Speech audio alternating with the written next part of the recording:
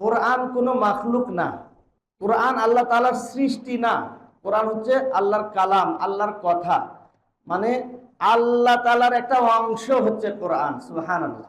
এই তিনটা জিনিস তুমি শক্ত করে ধরে রাখো। এই তিনটা জিনিস থেকে তুমি বিচ্ছিন্ন হয়েও না, মানে সালাত থেকে বিচ্ছিন্ন হয়েও না, কোরআন থেকে বিচ্ছিন্ন হয়েও না, আল্লাহ তাআলার জিকির থেকে বিচ্ছিন্ন হয়েও না। যদি তুমি এই তিনটা জিনিসের মধ্যে শান্তি খুঁজে পাও। কোরআন তো ভালো লাগারই জিনিস। এই যে পৃথিবীতে কত রকমের গান বাজনা, কোন সময় জোয়ার উঠে, এক একটা গানের জোয়ার যখন উঠে দেখবেন একদম ছোট থেকে শুরু করে বড়, রিক্সাওয়ালা, ভ্যানওয়ালা, শিক্ষিত অশিক্ষিত যা আছে, দেখবেন ওই গান একটু তালে তালে গাওয়ার চেষ্টা করে। কয়দিন পরে তিতা লাগে, আর গায় না। শাওয়াল মাসের চাঁদ উঠলে, আমরা ঈদের আনন্দ উদযাপন করার পরে শাওয়ালের চাঁদ থাকতে থাকতে 6টা সিয়াম পালন করবে। 6টা সিয়াম পালন করবে ইনশাআল্লাহ। আলহামদুলিল্লাহ। যাবতীয় তারিফ গুণগান সেই মহান আল্লাহ রাব্বুল আলামিনের জন্য, যে মহান আল্লাহ তাআলার অশেষ মেহেরবানিতে, অশেষ কৃপায় আমরা রমজান মাসের শেষ জুমায় উপস্থিত হতে পেরেছি। যে আল্লাহ তাআলা এই রমজানের শেষ জুমায় আমাদেরকে উপস্থিত হওয়ার তৌফিক দান করলেন, সেই মহান রবের দরবারে আমরা সকলে অন্তর উজাড় করে লাখ কোটি শুকরিয়া জ্ঞাপন করছি, বলি আলহামদুলিল্লাহ।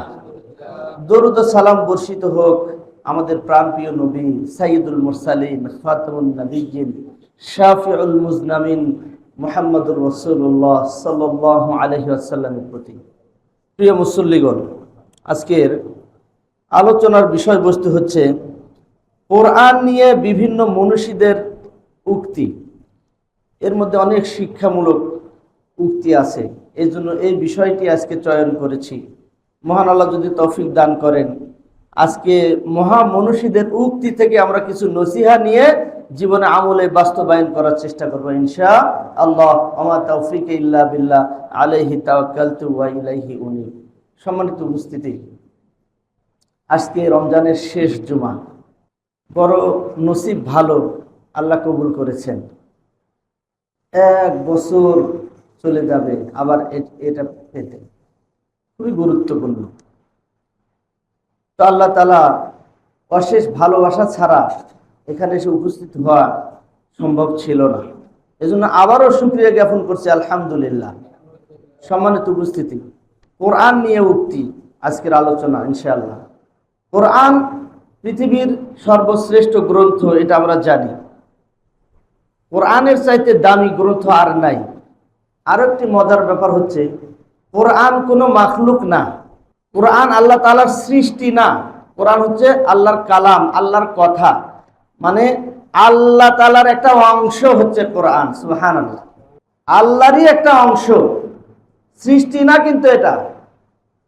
যেরকম আমরা কথা বলি, আমি আর আমার কথা, এটা কিন্তু আলাদা না। ওরকম আল্লাহর কালাম অর্থাৎ কোরআন এবং আল্লাহ দুটো আলাদা জিনিস নয়। আল্লাহরই অংশ হচ্ছে পবিত্র কোরআন। সেই কোরআন আল্লাহ তাআলা আমাদের উপরে নাজিল করেছেন জীবন বিধান হিসেবে, হক বাতিলের পার্থক্যকারী হিসেবে আল্লাহ তাআলা পাঠাইছেন।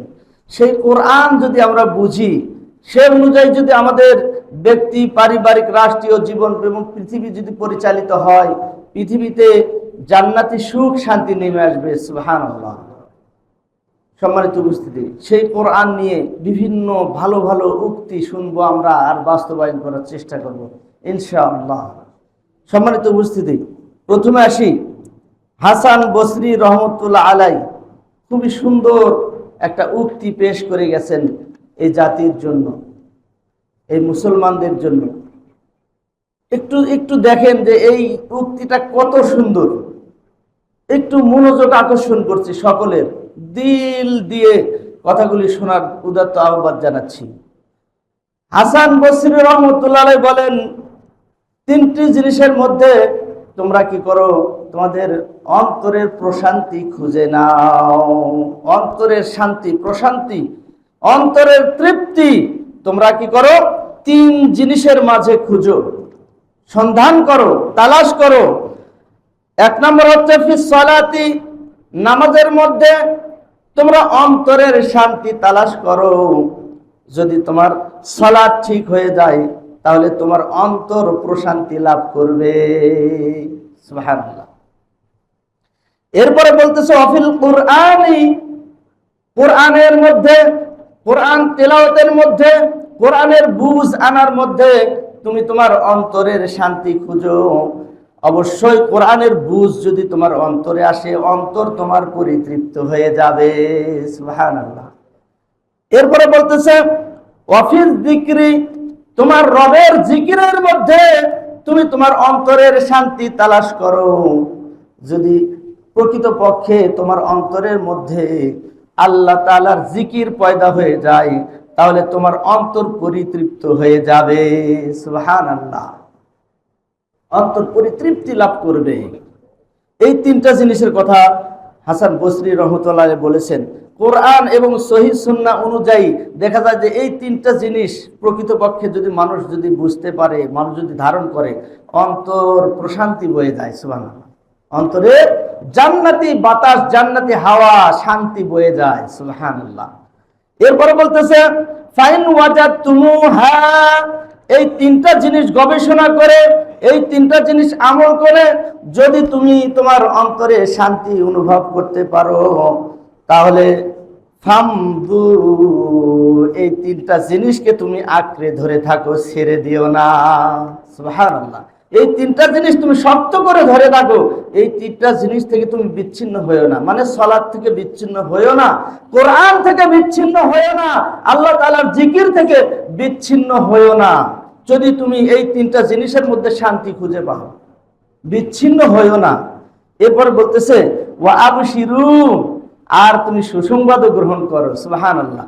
এই তিনটা জিনিসের মধ্যে শান্তি যদি খুঁজে পাও, তাহলে তুমি এই থেকে বিচ্ছিন্ন হয়ে না, আর তুমি সুসংবাদ গ্রহণ করো।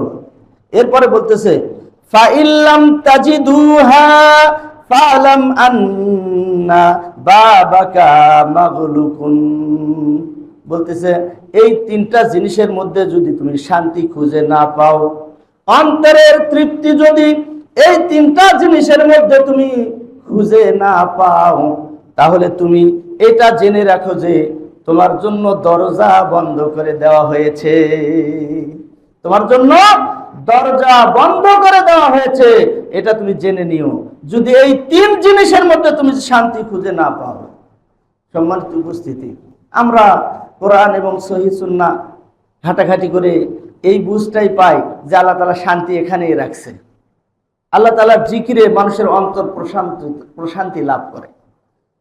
কোরআন তেলাওয়াত করলে মানুষের অন্তরের মধ্যে সাকিনা নাজিল হয়, এবং সালাত আদায় করলে মানুষের মন শান্ত হয়ে যায়। সুবহানাল্লাহ। এজন্য এই তিন জিনিসের মধ্যে প্রশান্তি তালাশ করতে বলেছেন। খুবই সুন্দর কথা। এরপরে আসি ইবনুল কুদামা মাকদিসি রহমতুল্লাহ আলাইহি বলেন, খুব মনোযোগ সহকারে শুনবো। ফাইন্নাত তাদাব্বুরা হুয়া আল মাকসুদু মিনাল কিরাআতি ওয়া ইল্লাম ইয়াহসুলিত তাদাব্বুরু। মাকদিসি রহমতুল্লাহ আলাইহি বলতেছেন ফাইন্নাত তাদাব্বুরা হুয়াল মাকসুদু মিনাল কিরাআতি, কোরআন তেলাওয়াতের মধ্যে তুমি অনুসন্ধান করো শান্তির। তাদাব্বুরু, কোরআন তুমি বোঝার চেষ্টা করো, অনুধাবনে নিয়ে আসার চেষ্টা করো। এর মধ্যেই তোমার আশা আকাঙ্ক্ষা পূর্ণ হওয়ার বিষয়াদি আল্লাহ তাআলা নিহিত করে রেখেছেন। বলতেছেন যে কোরআনটা তুমি বুঝে নিয়ে আসার চেষ্টা করো, বোঝার চেষ্টা করো। কোরআন তুমি বুঝো, আল্লাহ তাআলার আয়াত, এটা তুমি অনুধাবনে নিয়ে এসো। আল্লাহ তাআলার আয়াতকে তুমি অনুধাবন করো। ওয়া ইল্লাম ইয়াহসুলিত তাদাব্বুরু ইল্লা বি তারদাদিল আয়াতি ফাল ইউরাদ্দিহা। সম্মানিত উপস্থিতি, কোরআন বোঝার মধ্যে শান্তি অনুভব করার কথা বলেছেন। কোরআনটা অনুধাবনে নিয়ে আসার চেষ্টা করো। কোরআন যদি অনুধাবনে আসে, কোরআন যদি বুঝে আসে, তাহলে প্রকৃত শান্তি সুখ সেখানেই তুমি তালাশ করতে পারবে, সেখানে তুমি খুঁজে পাবে।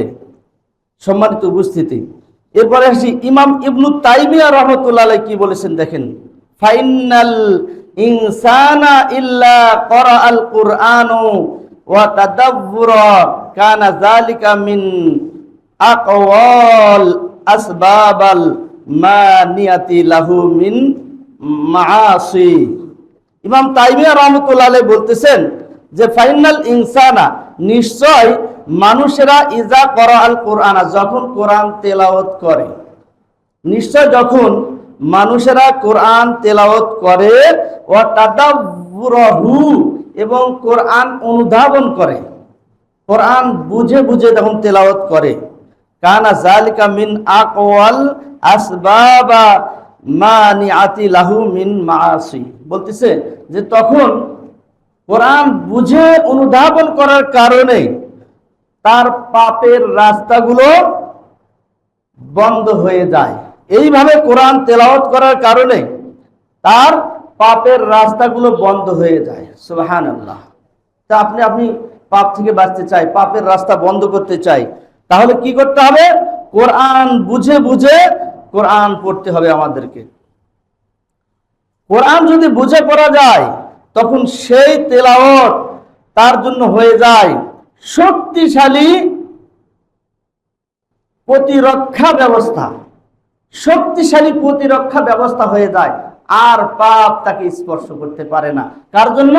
যে ব্যক্তি কোরআন পড়ে, বুঝে বুঝে পড়ে, আল্লাহর মেসেজ পড়ে, বুঝে বুঝে পড়ে, অনুধাবন করে, তার একটা পাপ থেকে বাঁচার প্রতিরক্ষা ব্যবস্থা হয়ে যায়।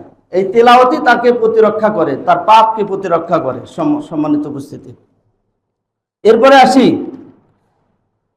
হাসান ইবনে আব্দুল আজিজ রহমতুল্লাহ আলাইহি বলেন, হাসান ইবনে আব্দুল আজিজ রহমতুল্লাহ আলাইহি বলেন, মাল্লাম ইয়ারদাহুল কুরআনা ওয়াল মাউতু, মাল্লাম ইয়ারদাহুল কুরআনা ওয়াল মাউতু, কোরআন আর মৃত্যুর স্মরণ, এই দুইটা জিনিস যদি কাউকে পাপ থেকে বাঁচাতে না পারে, খুব মনোযোগ সহকারে শুনবো, কোরআন আর হচ্ছে মৃত্যুর স্মরণ, এই দুই জিনিস যদি কাউকে পাপ থেকে বাঁচাতে না পারে, সুম্মা তানাতহাতিল জিবালু বাইনা ইয়াদাইহি, ওই ব্যক্তির সামনে যদি দুইটি পাহাড় যদি উড়ে উঠে এরকম টাক করে লেগে, বাড়ি লেগে যদি চূর্ণ বিচূর্ণ হয়ে যায়, তারপরে ওই লোকটা পাপ থেকে বাঁচতে পারবে না, অনুশোচনা তার মধ্যে আসবে না।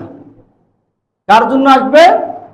বলে কোরআন আর মৃত্যুর স্মরণ, এই দুইটা জিনিস যদি কাউকে পাপ থেকে বাঁচাতে পারে আলহামদুলিল্লাহ। আর যদি না বাঁচাতে পারে এই দুইটা জিনিস, তাহলে তার সামনে এরকম পাহাড় উঠবে, পাহাড় এরকম উড়ে উঠবে, দুই পাহাড় একসাথে বাড়ি খাবে, চূর্ণ বিচূর্ণ হয়ে যাবে, সে কিছুই মনে করবে না, তারপরে সে পাপ করতেই থাকবে, তার অন্তর নাড়া দিবে না, নষ্ট হয়ে যাবে। এই জন্য কোরআন বুঝে বুঝে তেলাওয়াত করলে পাপ থেকে বাঁচা যায়, আর মৃত্যুর স্মরণ বেশি বেশি করলে পাপ থেকে বেঁচে থাকা যায়। এই দুইটা আমল আমরা করার চেষ্টা করব ইনশাআল্লাহ।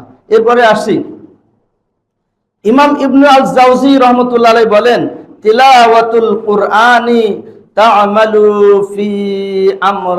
ফি আমরাজিল ফুয়াদি। কত সুন্দর কথা, সুবহানাল্লাহ। ইমাম ইবনুল জাওজি রহমতুল্লাহ আলাইহি বলতেছেন, তিলাওয়াতুল কুরআন, কোরআনের তেলাওয়াত, তা'মালু ফি আমরাজিল ফুয়াদি, অন্তরের ব্যাধিগুলো দূর করে দেয়। সুবহানাল্লাহ। কোরআন তেলাওয়াতকারীর বা পাঠকের অন্তরের ব্যাধি দূর করে দেয় ওই রকম ভাবে, কিরকম? যে মা ইয়ামালুল আসালু ফি ইলালিল জাসাদি, বলে মধু যেরকম, খাঁটি মধু যেরকম শরীরের ভাইরাস, শরীরের অসুখ বিসুখ দূর করে দেয়, কোরআনের তেলাওয়াত মানুষের অন্তরের অসুখ বিসুখ দূর করে দেয়। সুবহানাল্লাহ, সুবহানাল্লাহ ওয়া বিহামদিহি, সুবহানাল্লাহ।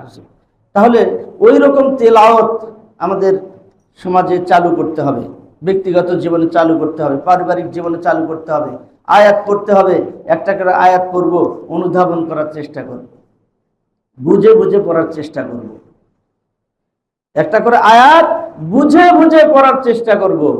সম্মানিত উপস্থিতি, এরপরে আসি, ইমাম কুরতুবী রহমতুল্লাহ আলাইহি বলেন, ওয়ামান হুরমাতিহিল কুরআনু লা ইউখালিয়া ইয়াওমান ফি আইয়ামিহি মিনান নাযরি ফিল মুসহাফি মাররাতান। ইমাম কুরতুবী রহমতুল্লাহ আলাইহি বলতেছেন, ওয়ামান হুরমাতিহিল কুরআন, ওয়ামান হুরমাতিহিল কুরআন আল্লাহ ইউখালিয়া ইয়াওমান, কোরআনের প্রতি অনুরাগ, কোরআনের প্রতি ভালোবাসা, কোরআনের প্রতি মহাব্বত, এর বহির প্রকাশ হলো, যদি কেউ কোরআনকে ভালোবেসে থাকে, কোরআনের প্রতি মহাব্বত আসে, কোরআনের প্রতি ভালোবাসা আছে, এর বহির প্রকাশ কি?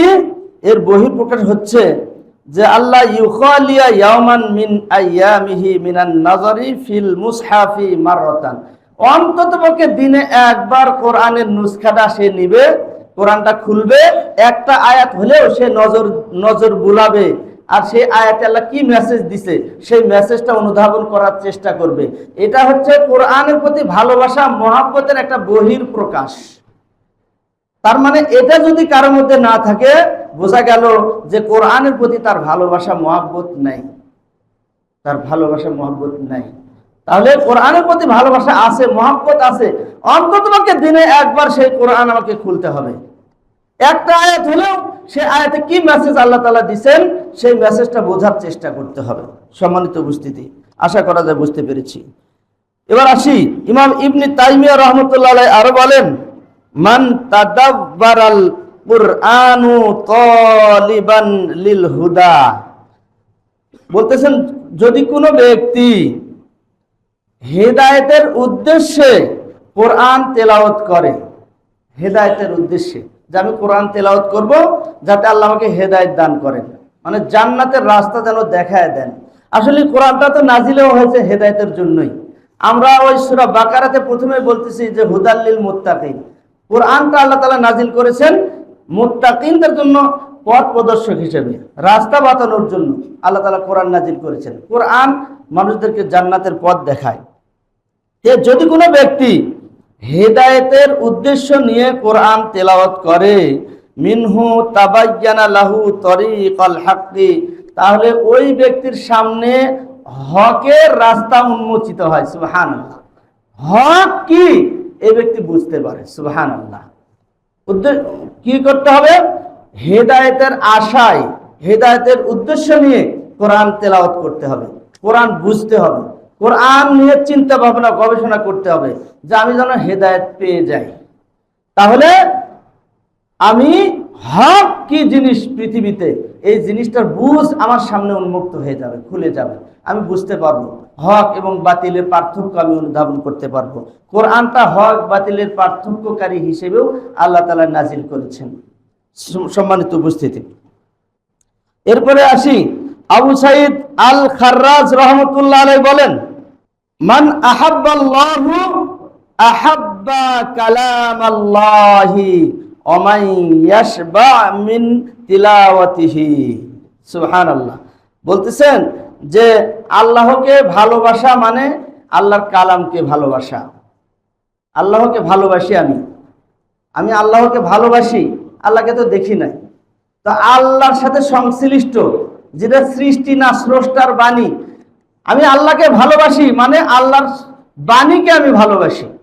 যে আল্লাহকে ভালোবাসে সে আল্লাহর বাণীকে, কোরআনকে ভালোবাসে। তার মানে কি? যে আল্লাহর কালামকে ভালোবাসে না, আল্লাহর কথাগুলিকে ভালোবাসে না, আয়াতগুলিকে ভালোবাসে না, প্রকৃতপক্ষে সে যাই বলুক না কেন আল্লাহ তাআলাকে সে ভালোবাসে না।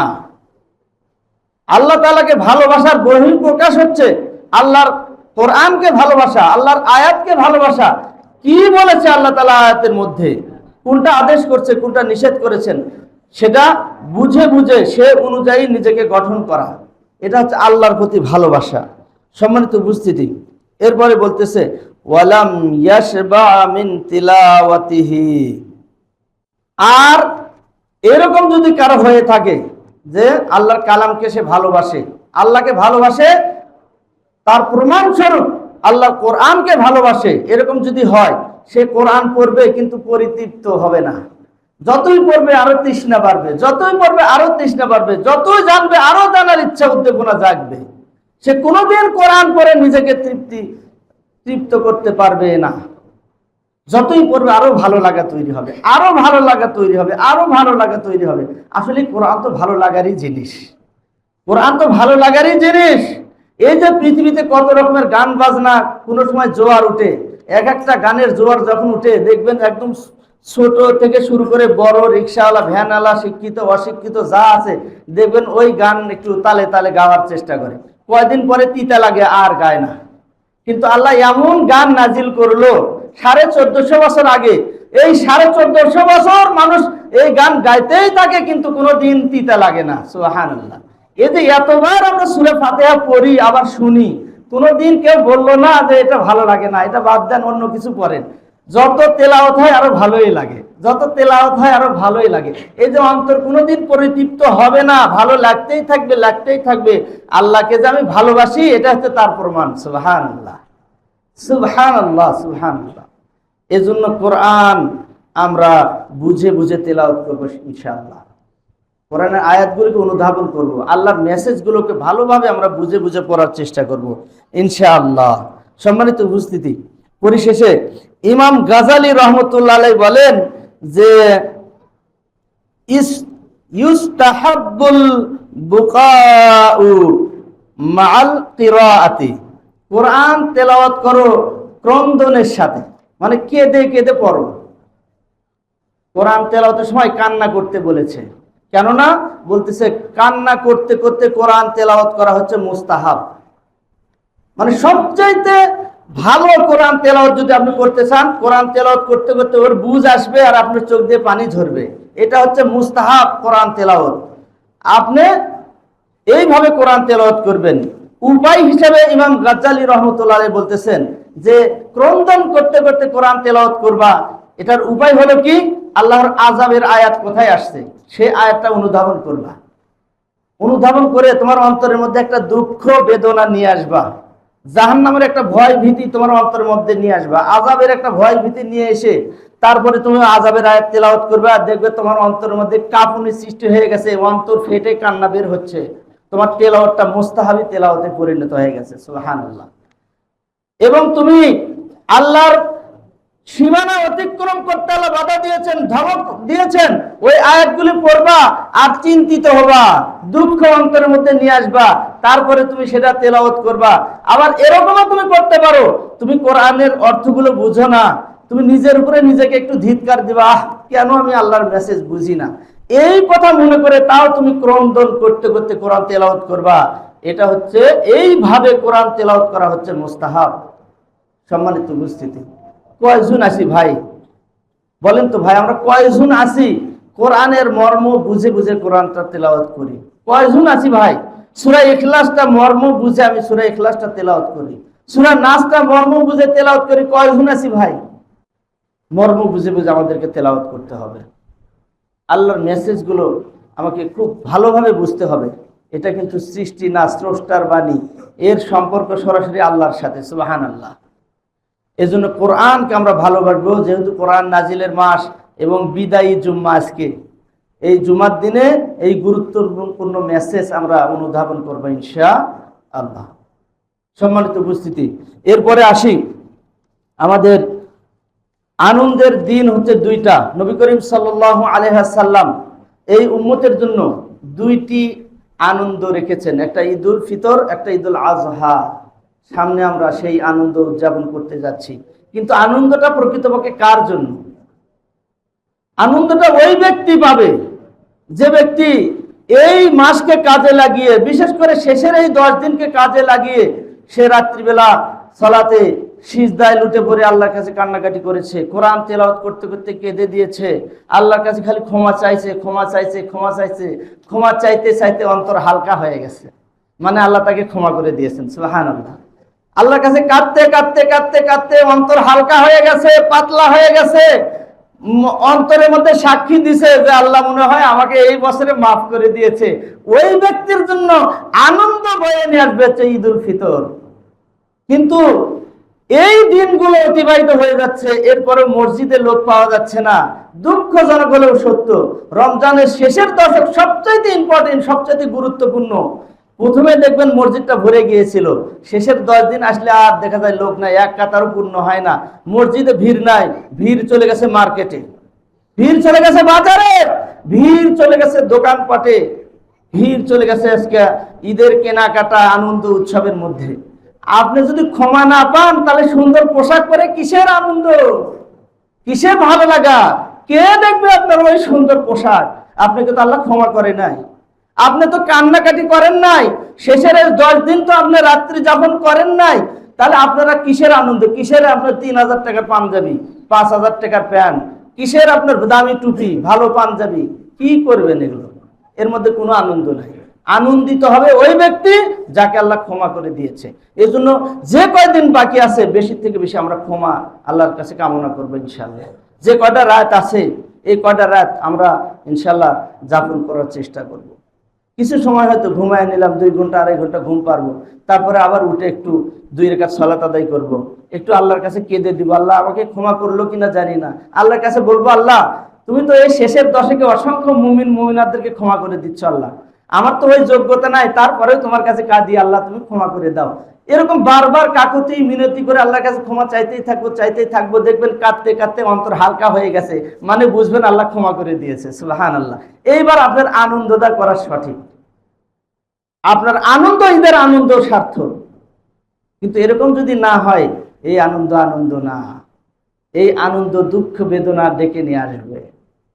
সম্মানিত উপস্থিতি, এই জন্য আমরা একটু সচেতন হই। এখনো সময় বাকি আছে, সচেতন হই ভাই, এখনো সময় আছে। আমরা এই সময়গুলোকে অবহেলায় ছেড়ে না দেই, অবহেলায় ছেড়ে না দেই, সময়গুলোকে কাজে লাগাই। আরেকটি বিষয়, ঈদের সালাত। ঈদের সালাত গুরুত্বপূর্ণ একটা ইবাদত। ঈদের দিনে আল্লাহ অসংখ্য মানুষকে ক্ষমা করে দেন। 7, 5, 12 তাকবীর ঈদের সালাত আদায় করার সুন্নাত, ইনশাআল্লাহ আদায় করার চেষ্টা করবো ইনশাআল্লাহ। ঈদগার মাঠে ঈদের সালাত আদায় করাই সুন্নাত। কারণবশত মসজিদে আদায় করা যায়, আমরা দীর্ঘদিন যাবৎ মসজিদে আদায় করে আসছি। তার কারণ বহুদিন আমরা দেখতেছি বৃষ্টির সিজনের মধ্যে পড়ে গেছি আমরা, তো আমরা আদায় করে আসতেছি। যদি সুযোগ সুবিধা করা যায় যে মাঠে পড়বো, আলহামদুলিল্লাহ সুন্নতি আমল জারি হয়ে যাবে। আর যদি না হয় মসজিদে হলে মসজিদে আদায় করব, সহি পদ্ধতিতে আদায় করার চেষ্টা করবো ইনশাআল্লাহ, সুন্নতি পদ্ধতিতে আদায় করার চেষ্টা করবো ইনশাআল্লাহ। আরেকটি মেসেজ দিয়ে রাখছি, সেটা হচ্ছে কি, শাওয়াল মাসের চাঁদ উঠলে আমরা ঈদের আনন্দ উদযাপন করার পরে শাওয়ালের চাঁদ থাকতে থাকতে 6টা সিয়াম পালন করবো, 6টা সিয়াম পালন করবে ইনশাআল্লাহ। আল্লাহ নবী বলেছেন যে রমজানের সিয়াম পালন করার পরে শাওয়াল মাসে যখন চাঁদ উঠে, তখন যদি আল্লাহর কোনো বান্দা বান্দি 6টা সিয়াম পালন করে, কানাকা সিয়ামিদ দাহরি, সে যেন 1 বছর সিয়াম পালন করলো, সেই নেকি আল্লাহ তাআলা আমল নামায় দিয়ে দেয়। সুবহানাল্লাহ। তাহলে শাওয়াল মাসের চাঁদ দেখার পরে আমরা এই 6টি সিয়াম পালন করার চেষ্টা করবো ইনশাআল্লাহ। আল্লাহ যেন আমাদেরকে কবুল করেন, আল্লাহুম্মা আমিন। বিশেষ করে আমরা দেখা যায় এই অফারটা কেউ গ্রহণ করতে চাই না, ভারী হয়ে যায়। এই 6টা সিয়াম অনেক ওজন হয়ে যায়, ভারী লাগে। কিন্তু 1 বছর সিয়ামের সওয়াব আল্লাহ দিয়ে দিবে 6 দিন সিয়াম পালন করলে। এত বড় একটা অফার আপনি এমনি এমনি ছেড়ে দিচ্ছেন কেমনে? কিভাবে ছেড়ে দিচ্ছেন? এই জন্য ভাই ইনশাল্লাহ আমরা এই সিয়ামগুলো পালন করার চেষ্টা করব। পরিশেষে বলবো, কোরআন নিয়ে যে আলোচনাগুলো শুনলাম, কোরআনকে আমরা আমাদের জীবনের চাইতে বেশি ভালোবাসবো ইনশাআল্লাহ। আর সেটার বহিঃপ্রকাশ হবে কিভাবে?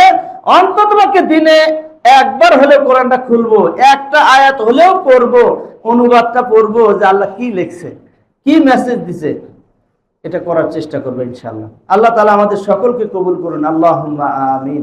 ওয়া আখিরি দাওয়ানা আলহামদুলিল্লাহি রাব্বিল আলামিন। আসসালামু আলাইকুম ওয়া রাহমাতুল্লাহ।